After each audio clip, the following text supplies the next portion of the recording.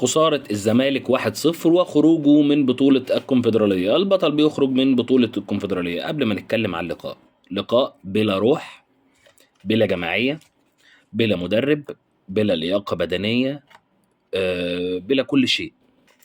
الكارثة لما بتحصل بتاخد معاها كوارث كتير قوي. طب انتوا كلاعيبة مش مركزين ليه؟ دونجا ومصطفى شلبي انت محتفظ بيهم ليه لغايه نهايه الماتش؟ يعني يا ريتك كمدرب ترد عليا تفهمني، بس يعني عادي، اخسر اكسب، ده كوره.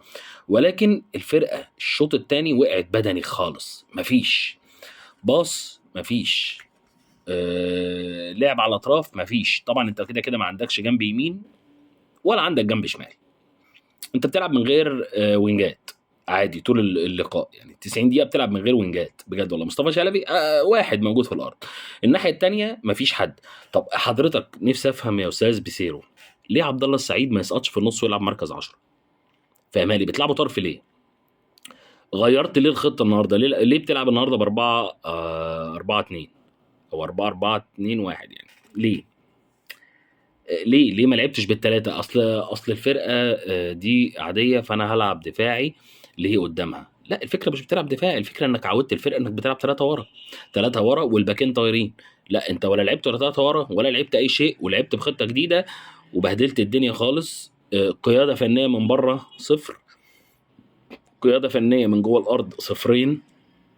محتفظ بمصطفى شلبي ومحتفظ بسيف الجزيري ومحتفظ بدونجا، مش عارف ليه. والله العظيم لو نزلت ناشئين هيلعبوا احسن من كده. خروج كان لازم تخرج، اللعيبه كلها مش مركزه.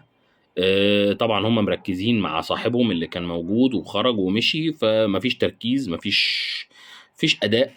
ما عندكش غير محمد شحاته وعبد الله السعيد اللي كانوا بيلعبوا في الارض النهارده، وشويه احمد فتوح. ولما قلبت فتوح وجبته ناحيه اليمين الراجل مش على عدله رجله، كل كره بيلعبها غلط. فانا الومه هو ولا الومك انت كمدرب؟ يعني يا ريت تفهمنا بس. عشان يعني الفكره كلها بجد، هو اللي باقي للزمالك كله هو الجمهور. اي لاعب دلوقتي توقع منه الخيانه في اي ثانيه عادي جدا، والله سواء من هناك او هنا او اي مكان. بصوا، هو الموضوع بقى موضوع فلوس قوي. موضوع فلوس. معاك فلوس هاجي معاك، لكن موضوع انتماء لا. انا عن نفسي قسما بجلال الله لو اتحط قدامي ايه وانا بلعب في نادي معين مش هروح للخصم بتاعي ابدا، لان انا اتربيت هنا. ولكن لو انا من صغري حاجه معينه ورحت العب في النادي ده بس عشان يكبرني ومش عارف ايه واروح للناحيه التانيه، دي حاجه تانيه. لكن لو انت عندك انتماء مش هتروح لاي حته تانيه. طبعا مش كل الناس تعرف يعني انتماء، ومش كل الناس تعرف يعني ايه الكلام ده. وما كنتش اتمنى ابدا ان جماهير الزمالك تشتم والدة زيزو او والدة ابو زيزو. لاعب مش عايزني، انا كمان مش عايزه، اتفضل امشي، الباب يفوت الجمل. لكن ده هات كعرض قصف محصنات، فما اتمناش ابدا ان ده كان يحصل، ولكن حصل.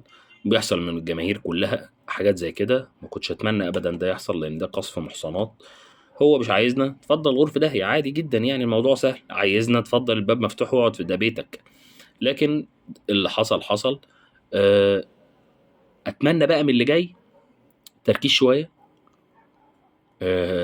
تعرف تنقي صفقات مش بفلوس عالية، سدد ديونك، اعمل حاجتك، هات ناس متخصصة هم اللي يديروا الكلام ده، مش عزبة هي ده يمسك وده يمسك وامال الإدارة بتعملوا ايه. بلاش تصريحات، خلي في شفافية في أرض الواقع. خسارة، يا ريت تفوق للي جاي، لأن أنت الموسم ما خلص. أنت عندك نهائي الكاس مع بيراميدز والدوري اللي ممكن تصعد منه لأفريقيا. أتمنى يبقى في تركيز أعلى من كده.